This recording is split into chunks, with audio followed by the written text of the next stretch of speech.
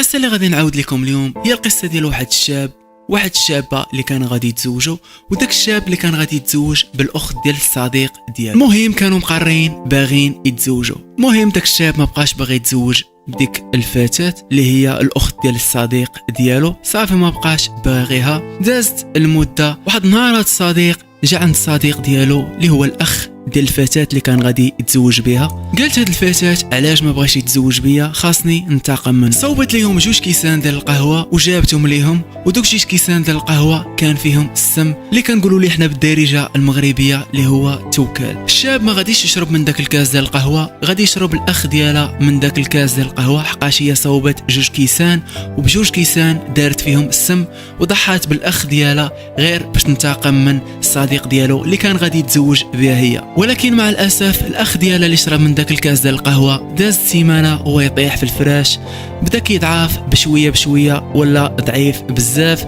مع المده هو الحاله ديالو اما كتزيد كتدهور.